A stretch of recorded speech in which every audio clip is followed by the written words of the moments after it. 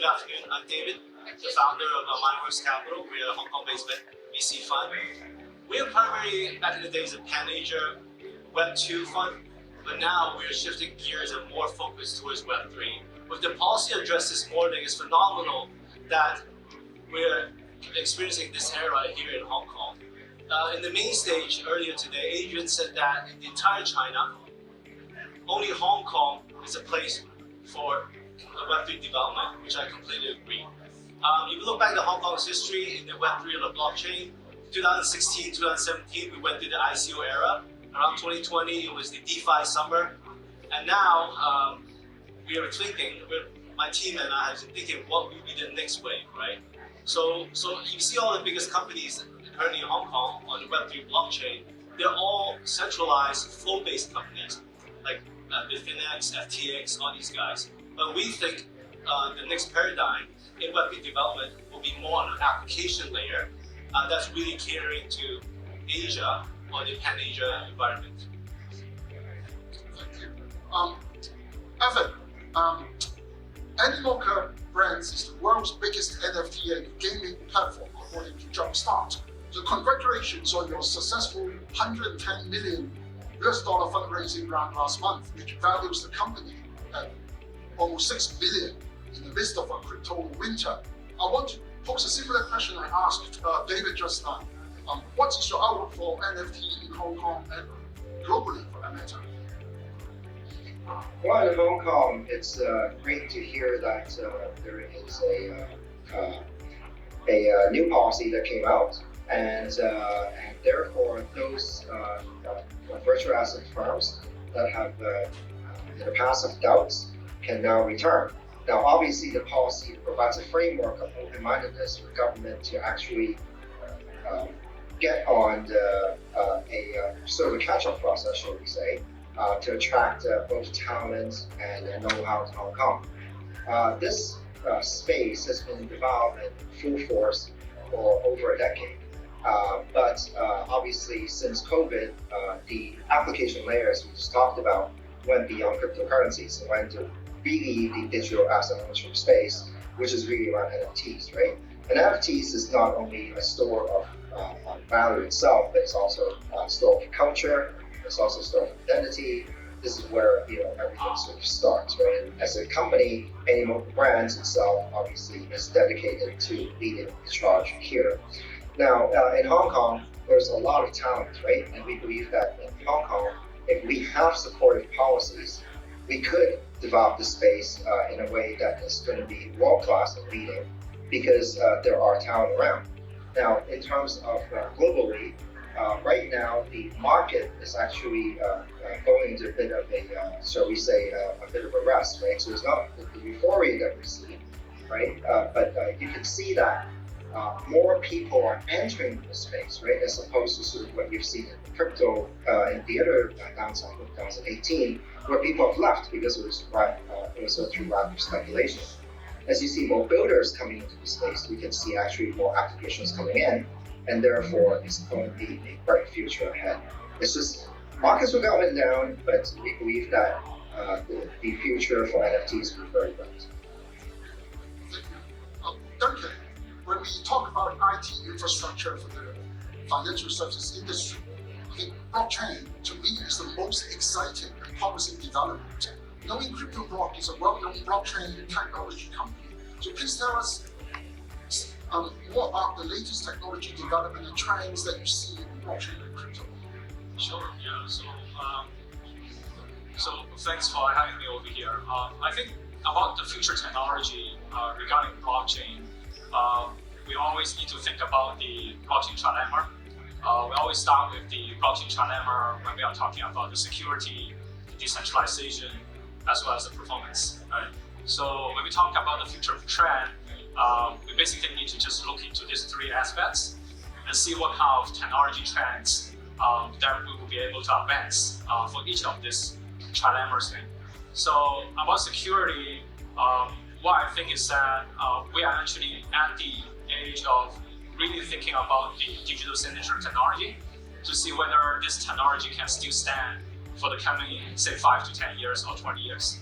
So speaking of that, I'm actually thinking about the post-quantum technology will be very important from the security aspect. Post-quantum or quantum resistant basically means that we can use our digital signature schemes, which are secure against attacks, even from quantum computers, even when quantum computers become mature. So that's about the post-quantum part. For example, some of the countries, say the United States, they are already standardizing the post-quantum algorithms. And basically in July this year, they already published the first set of digital signature schemes, which are designed to be post-quantum. So that's one aspect. I think another aspect is about the decentralization part. I'm still a big fan of proof of work, despite the proof of work may not be that environmentally friendly, but actually we can have ways to make it more environmentally friendly, because basically the POW can be more decentralized. Of course, we can actually think about the future as a migration from POW to POS. And actually, we are also thinking about what will be the next for the POS, so that we can still ensure the decentralization while at the same time getting a better assurance on the security part. And then the last one is basically about the performance that everybody is talking about. So about the performance part, people are actually introducing sharding, different multiple layers to make it more scalable. I think in the future, when we have more and more multi-chain technologies, then we can actually have better solutions to the performance aspect. And given that the security as well as the decentralization can still be maintained. Yeah, it's not about quantum computing afterwards, given my background. Yeah, but you also brought up an interesting topic, ESG. So actually, Plato, I understand trading has been in discussion with several governments and regulators on voluntary carbon credit trading using blockchain technology. So what's the trading offering, and how do you see Hong Kong can go about achieving the goal of becoming an international carbon market? Thank you for having me. I think now digital transformation is a big thing in China. Trillion, we are working with the Chinese government, with the Ministry of Industry and Information Technology, in a way that we want to construct an ecosystem to help carbon management. It is a new generation of industrial blockchain system to be provided by the Chinese government and incorporating green finance and carbon management into the system. So that this morning, for example, Hong Kong government announced that about the digital assets. Now, carbon credit, it can be a class of digital asset, can be captured at source using IoT technology, and then put it on a blockchain system using nodes to connect verification people, regulators, buyers, and producers, so that it will be a complete ecosystem. And by doing so, I think we're talking about high quality carbon credits that will provide a lot of the capitals to Hong Kong. Now, when you talk about high quality carbon credits, well, we want to mention its authenticity, its data consistency, how we can make sure that these carbon are real, captured from source onto the blockchain and then be traded. And at the end, everybody can participate into a very transparent blockchain system. Now, this is something that we're working together with a number of jurisdictions to see how blockchain can help the environment. About investment, I go back to David. Yes. So which Web3 use cases are you most excited about, and which do you think will gain mainstream traction in Hong Kong, given our ambition to become a digital asset hub? So yesterday I will have a complete different answer. Since the policy statement this morning, we actually put our heads together and thought about the next opportunity set. So for those who have not read the policy statement this morning, I encourage you guys to read it. So the two key takeaways: number one, the government will work on property ownership of virtual assets, and number two, the legalization of smart contracts. So with these two elements, we think the next opportunity set will be on the payment side of things for SMEs in Hong Kong. Because a lot of small businesses in Hong Kong don't want to use credit cards. They like to do cash because it's very high cost. So with crypto payments, it will lower costs and makes it faster as well. So I think with these two regulations in place, this will be a huge opportunity set, especially for Hong Kong, for the next shift of Yeah, thanks. Yeah, so there are lots of applications. actually, when it comes to the digital assets. So, Alvin, I want to come back to you. So, what does it take for Hong Kong to build a leadership position in creating a world-renowned NFT digital asset ecosystem? Okay, well, that's a great question. The word ecosystem is actually quite critical here because innovation itself requires many companies, large and small, I guess especially small in this space, right, to work together in a trial and error, which requires a lot of knowledge sharing itself. So you can see Silicon Valley, other places is having those ecosystems, right? So for Hong Kong to do this, you need a intersection of talent, capital flow, rule of law, and supportive regulations, when we say, right? So for talent, Hong Kong has actually been an attractive place for talent. There's been sort of marred by two issues, right? One is COVID restrictions, and the other one is what I would say, for lack of a better word, international reputation damage, right? Now, the first, hopefully, is a matter of being resolved in a short time, and the second really needs to be rebuilt over time. It can be done. But because Hong Kong has been in sort of no man's land regulations, right? Many companies and talent have left. It's on their place right now with the new policy announcement. So you need to play the catch-up game, right? It does have a pool of talent from financial services, which is the beginning of financial and also digital asset innovation. And it has strong talent, tech talent in the Bay Area that we leverage, right? So that's all happens. On capital flow side, Hong Kong actually has a great capital ecosystem, right? So any local branch itself is actually attractive capital to our company because we are able to go locally, regionally, and internationally. Being in Hong Kong means being amongst, being in a place where there is international capital flow. You don't think we're losing, right? Now, finally, rule of law. Hong Kong actually operates under the common law system, as we all know, and its legal system is actually strict. Now, Hong Kong right now is being smeared, right? Let's be clear about that. And we need to get back, right? Hong Kong operates actually under one country, two system, right? We all know that. And we absolutely mean it, right? At this point, you can see the policy as well. You can see that we are taking a step, right? We operate differently from mainland China in many critical aspects of business and finance. This is absolutely critical. We have to market this, right? We have to make this distinctiveness even more clear, right? Now, it's a great start today. We're behind. We need to do something. We need to do something big, right? So now we're in that conference. What I would like to see, honestly, is that we need to be gathering place, right? For digital assets or virtual assets, right? We need to bring some really big virtual asset events to Hong Kong. For example, Token 2049, which Singapore just had, or NFT.Hong Kong, right? We have NFT NYC, we have NFT London. We gotta bring these people here, right? Otherwise, we're just talking. Right? We just need to really act by Thanks. That's why I'm really excited to see so many guests here in person, physically. So thanks again, Alan. So David, I understand you're working on some very interesting enterprise blockchain projects on trade finance, insurance, and real estate. I understand it's not easy, right? And sometimes these projects will take a long time to develop. So can you share more about your views and also how it might be related and merged with public blockchain industry? Sure. Yeah. So it's not easy. So first of all, let me just quickly talk about the enterprise blockchain that we are working on and how challenging it is. So we have a chain. We have an enterprise blockchain which is called Cantor. So it's a chain that we have been running for more than 2 years, and we have more than 200,000 transactions per year on that. So basically, it's an enterprise blockchain. If you look into it, it's basically kind of like a club. And if you join the club, become a club member, then you can run the nodes, you can participate, you can deploy your smart contract there, and you can interact with each other within that club. You cannot interact with somebody outside.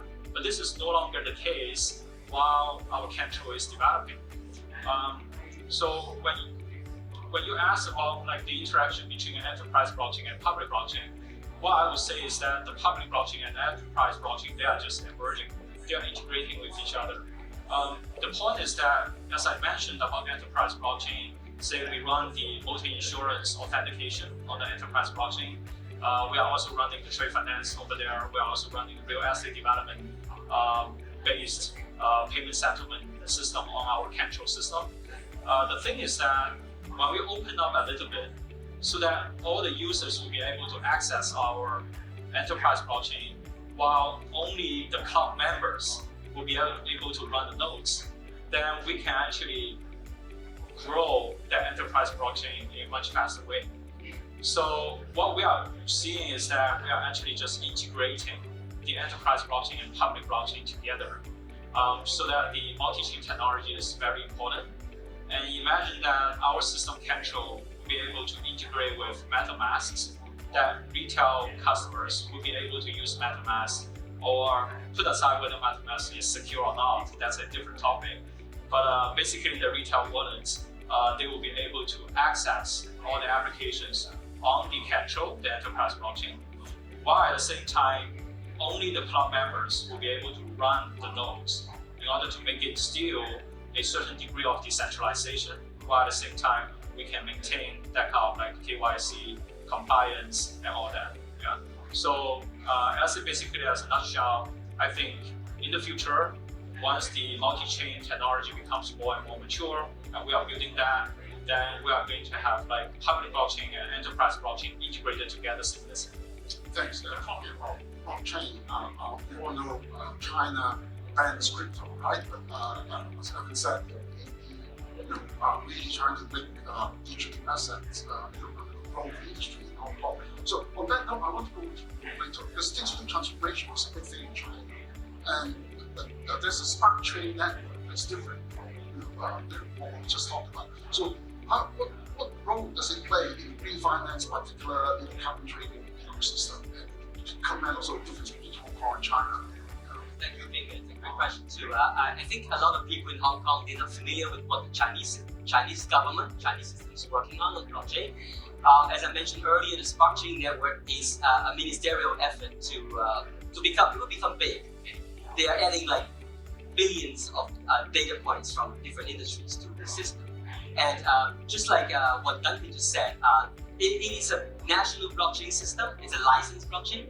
And then on top of the underlying blockchain, national chain, they are building 10 what they call the super nodes, which can only be built by provincial government or ministries. And then on top of this 10 super nodes, they are building another layer, 26 what they call the backbone nodes. Now we are building one of the backbone nodes, the green finance and the carbon backbone nodes. And then inside this backbone node, participants can come along and become a node. We can connect to, for example, we are inviting verification or certification bodies to become a node on this backbone node system, so that people, regulators, verification bodies, they can all come together. Now, the purpose really, when people are on the same page, they're transparent to each other, so they are by definition monitoring or validating all the data together on the blockchain system, so that at the end of the day, in the carbon exchange in Hong Kong, for example, the Hong Kong Stock Exchange won't be able to, they won't need to come out and say, now these carbon credits are authentic for real. So this is the beauty of everybody working together. So the Chinese government is putting a lot of the effort and capital into this system. It is 1.5 year old, but it will be enrolled in future. You'll be seeing the Smart Chain Network a lot in future. And also Hong Kong, I think we are working with the Greater Bay Area, and at the end of the day, I'm assuming that Hong Kong would build our own super nodes to connect to the Greater Bay Area, particularly in the application on carbon credits and environmentally related digital assets. Yeah, now I have a question for all our speakers. The same question. I'll go to David first. So we're very excited about the policy statement that was made this morning. So from your perspective, what do you think we need to do more, right, to really achieve our goal to become a digital asset hub? Thanks. That's a good question. I think first, the policy statement is a good first step, but the technicality needs to be ironed out, and more clarity will be needed to attract and retain talents from all over the world. I think following on to what Evan said earlier, yes, there's a lot of talents that left Hong Kong, but most of these talents are really traditional industries or some of them in the flow industries, because the American or US headquarters wants to move their HQ to Singapore.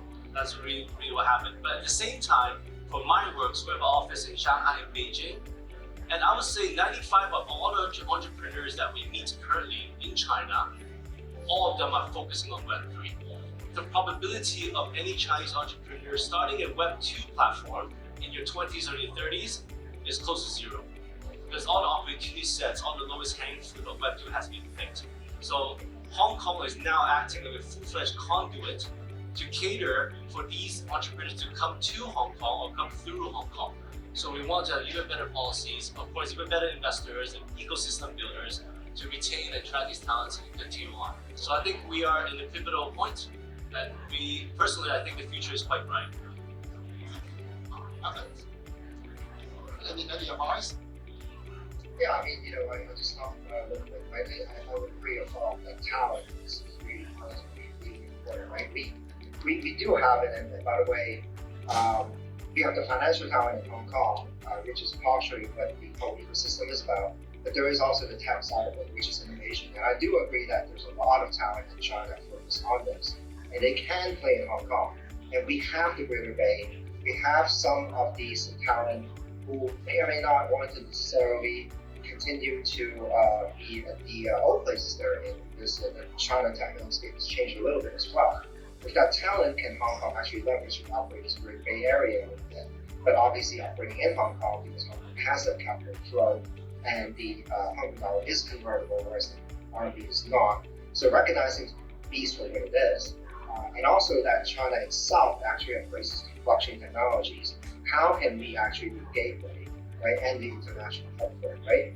Now, to attract talent, I would say that is important. Extend the exploration of the retail ownership of tokens, because we ourselves reward our employees who are taking risks in the company, right, in taking tokens for projects that they participate in, right? If there's no retail ownership of tokens only through ETFs, it's not enough to attract talent, because a token actually to us represents a unit of entrepreneurship of the effort that each person has put in, maybe for an outcome that's uncertain, but upon market discovery, this token can be very, very valuable, right? And so allowing the employees, our employees, to own that is critical. And lastly, I'll say that PR is really important, right? Hong Kong needs to relaunch. We need to talk about, how this virtual asset mandate is going to really get itself into a hub situation by a series of initiatives. So today is great. We see some actions as well. Green bonds, token, I think we have a proof of attendance protocol being issued. It's great, but we'd like to see more. Actually, I want to comment on that SFC is actually consultation. We'll be organizing a joint consultation with SFC on the usage or retail adoption of virtual assets. So stay tuned. Thank you. Same question. So any advice? So I've been thinking from our own perspective. For example, like Cryptoblock is running this enterprise blockchain system, Control. We are also building like layer 1 systems, for example, Medium, which is a post-quantum layer 1 blockchain system. We also work with our partners on the open permission Ethereum and also non-crypto Ethereum or Spartan network with the red dates. So we have actually a lot of this kind of like layer 1 blockchain system that we are actually building in Hong Kong right now. And in order to promote our system to the international market, I think it's very important to meet people, interact with. If we will be able to run more like international events on the Web3 blockchain, that would definitely be very helpful for us to meet different kinds of stakeholders, so that we will be able to promote our layer 1 technologies and also our applications to the world stage. So I believe actually in Hong Kong, this is actually a great place. Put aside the politics, I really don't want to have the face mask or that. But I would like to have more friends coming over to Hong Kong so that we will be able to interact with people. We're 3 big events in Hong Kong this week.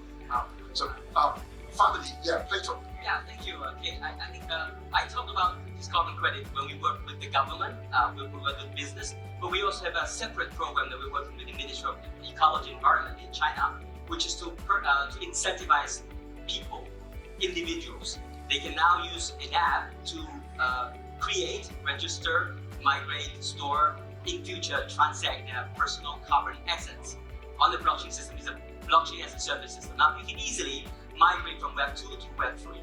Then everybody take actions. This is the goal. I think when we talk about low carbon economy, we're not just talking about those big polluters or big carbon emitters, but we want everybody to participate in this not a game, in this action, so that we can achieve the zero carbon target in Hong Kong, in Greater Bay Area, and nationally. Thanks. I think everything's so perfectly timed on the panel. So I'd like to thank our speakers for their excellent sharing. So thank you. Please join me in giving them a big hand. Thank you so much. Thank you, Vicky, as well, for your moderation. Please, one quick announcement. While you're still taking pictures, please, you're welcome. Quick announcement. Whenever you are watching each of the panels, especially the last one, please have a look at the QR code.